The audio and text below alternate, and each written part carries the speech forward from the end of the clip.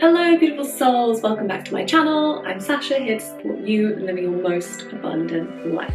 Let's talk about last year. Let's talk about 2020. Because if we want to live our most abundant life, that means we need to heal all the things that are stopping us from making that happen for ourselves right now. And healing is really all about that. Coming back into wholeness, coming back home into ourselves, into the truth of who we are. And we can only really live abundantly when we feel free to really express our whole selves. So healing and abundance really go hand in hand, and that is this channel is all about. So let's talk about 2020 because I feel like there's a real danger here that there could be a retreat to normal. So half the population are thinking like, yes, let me just get back to my old life. I want it to be how it was. Just open everything up, let me go, and then it will all be fine. And then there's like another half that was like, oh my gosh, that was so horrific. Like, I don't even know what I'm doing with myself. My whole life has collapsed. I need to rebuild. I need to start a new life based on all the crisis, the drama, the pain, the true suffering as well. Like, I don't want to make light of the suffering that happened through the course of this last year, through 2020. But yeah, in either case, however you're feeling or however the collective is feeling, we really need to take pause, reflect and heal. We need to heal what came before. Otherwise, we are not back in the wholeness of ourselves. We are still in our trauma response if we don't decide to really work with the energy that is moving through right now. Repair, rebuild, take pause, breathe. Most importantly, breathe and really connect with the truth of our feelings from the last year. So this is what I want to share with you today, a few thoughts on this. So I want to acknowledge firstly, like, this is just my feelings, right? And it's subjective, it's from my perspective, it's from my understanding. I know so many people have had so many different experiences with what has happened, and there's room for everyone's experience. This is a big part of healing, is that there is room for the truth of every single person's feelings and emotions around what has happened to them, including yours. And part of healing is us personally making space for our own emotions. So this is kind of like point number one for me. I didn't even realize last year that I was in my trauma response for a lot of the year, honestly, because I had four walls, I had my business, I had food, my family were pretty safe, healthy. I was okay, right? So I thought I should be okay. I'm super privileged in this situation. I'm relatively safe. I should really be okay. So any feelings I had, any fear I had, especially fear and collective fear and sadness and grief around what was happening, I just pushed down. Was like, I shouldn't be feeling that. And I'm not really allowed to be feeling that. This is a really common one. Not giving ourselves permission to feel the true feelings that we're feeling. So then what happened is that I'm in my trauma response, which is basically deny my feelings, because this is my trauma response from childhood, right? So if you've been with me a while, like, you'll know, like, all my healing journey was really arose from this childhood sexual abuse experience I had. And this is why I'm on my healing path. This is why I'm a female empowerment coach. This is why I do what I do, from healing from those wounds. And my trauma response to that was to deny it was happening. I completely compartmentalized. I went on with my life as normal and just had this horrible, shameful thing happening to me over the course of years, and I just hid it away, repressed. And as a child, I also hid behind my mum. I just looked to my mum.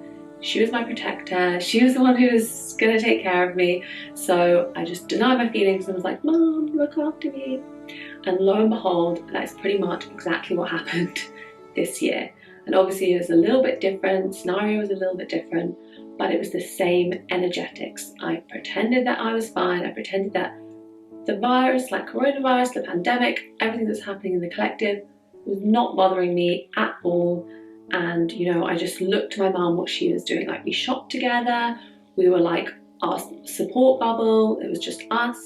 That was just everything, that became my life again. And I didn't even realise I was in my trauma response until literally a few months ago, when I felt the shift and I realised what I'd been doing. I was like, whoa.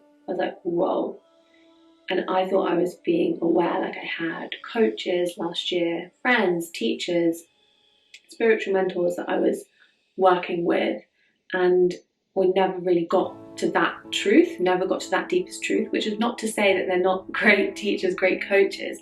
It's just to say that you become aware of your own truths at different times, right? It's only when you're ready to know your own truth that it will come to light for you. So this is kind of like a second point here, is that, you know, healing happens on our own timelines. And even if someone tells you exactly your truth in the moment, like if someone had said to me last year, you're in your trauma response right now, you're denying your feelings and you're hiding behind your mum as this protective figure, I would not have been able to hear it, and I would not have been able to believe it or integrate it. And I was only really ready to hear it really recently. And this is why healing is just, it's a forever journey. It's something that we're gonna keep doing always. And another thing I, felt last year, along with the repression of my feelings and thinking that I should be okay, was also thinking, I'm on my healing journey. I've got all this support, I've got all these tools, I am better. I am better equipped to deal with this crisis, this global pandemic, global crisis. I have the tools to deal with this, which is insanely arrogant and insanely, it's just an egoic principle, right? It's like, oh, well, my mind is saying that I have the tools to cope with this, therefore I shouldn't have an emotional response to it because I know how to work with trauma and I know how to listen to my body and all these things. But it's nonsense. It's nonsense, because when a new trauma happens, when a new big thing happens to us, we don't know. Even if we have tools, we don't always know what we're feeling or how we're responding to it, because we enter into this fight or flight space and everything becomes confusing, everything becomes ungrounded, and the tools are really there as a way to bring you back home. The tools are there to anchor you back in when you have a moment of awareness to realize what's happening. But if you're in the response and you don't have the awareness to realize what's happening, the tools don't stop that trauma response. Does that make sense? Like, we can't stop ourselves feeling big emotions when big things are happening. When something's sad, it is sad and we need to cry. When someone dies and someone passes away, we will grieve and it will feel awful. And it doesn't matter what tools you have. It doesn't matter, how much support you have. In a way, like, of course these things help make the process easier, but what I'm saying is that we can't ever avoid the deepest, most painful experiences. All we can do is know that when we're in them, we're safe, and when we're in them, we're going to be okay. And this is a huge and kind of third point on this. The whole of last year, the reason that I thought I was okay, and the reason that I managed to keep going, repress these things, and only realised there were things I needed to heal now, is because I'd really anchored in this safety within my own body and this safety within myself of knowing that whatever happens, I can handle it. I am strong enough when I am me. When I'm me, I am so powerful. And this is the same for you too. When you are you, you are so powerful. You are infinitely powerful. When you are in the wholeness of your being, all your energy anchored into this here body, like touch your body now if you want to feel it. You are infinitely powerful, and you are strong enough.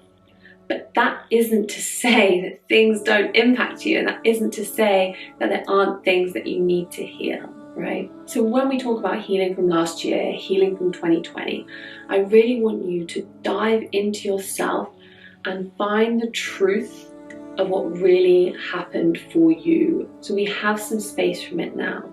And aside from the kind of more obvious devastating impacts, like I know people have lost loved ones and we've lost jobs, maybe homes, like all these things.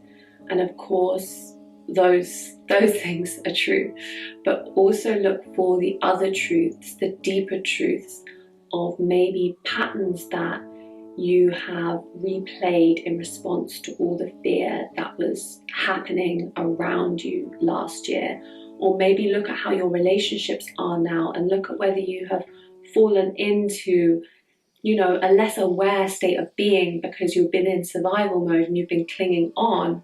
And maybe look at how you have stopped yourself from growing or kept yourself trapped somehow because you didn't feel like you had the bandwidth to expand. And this is something really true for me, has been my diet. Like I didn't even notice it happening, but over the time, especially over the winter, like more snacks were creeping back in, more comfort food, and I realized my daily diet had become like more comfort food than like proper nourishing meals that I know really work well for me and my body. And everything was getting out of balance, right? And the comfort food thing is like a super deeply ingrained old thing for me. Like I used to struggle with eating disorders, binge eating, that kind of thing.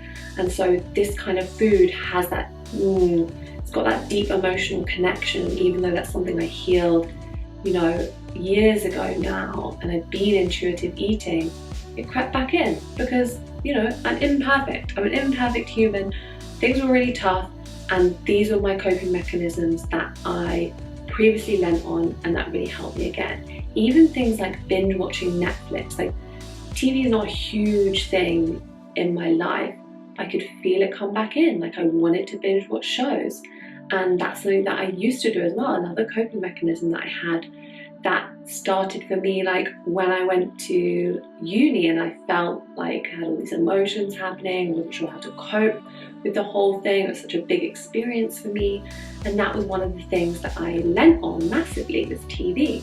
So just notice for yourself what kind of patterns have come up for you in this last year, and what can you feel like now, that we're out of it, and now not fully out of it, but now that we're energetically moving out of this deep crisis moment and into like kind of the more manageable day-to-day. This is happening around us, but you know, things are opening, life is kind of opening up again. Notice the patterns that you used in response to what was happening and what actually you don't need now, and what actually the wholeness of you needs instead, which is your health, your nourishment, your well-being. You don't need to be in survival mode anymore. You don't need to be in crisis mode. And how can we shift out of that? I think I'm going to leave it there for today. I just want you to start thinking about this and use your tools, use your different healing modalities, and especially just spend some deep time in reflection, in yourself. Get back into your body, like just hug yourself right now. Just hold yourself, hug yourself, be with yourself right now. Just for a moment, just thank yourself and be grateful that you survived and you made it through. And now, how are we going to expand from here? How are we going to heal? How are we going to expand from here? And I want you to think about your next level expansion and your healing in this moment, and don't ignore what happened last year. Don't try and repress it. Don't try and pretend that you're okay if you're not okay. I'm sending you all so much love, and see you next time.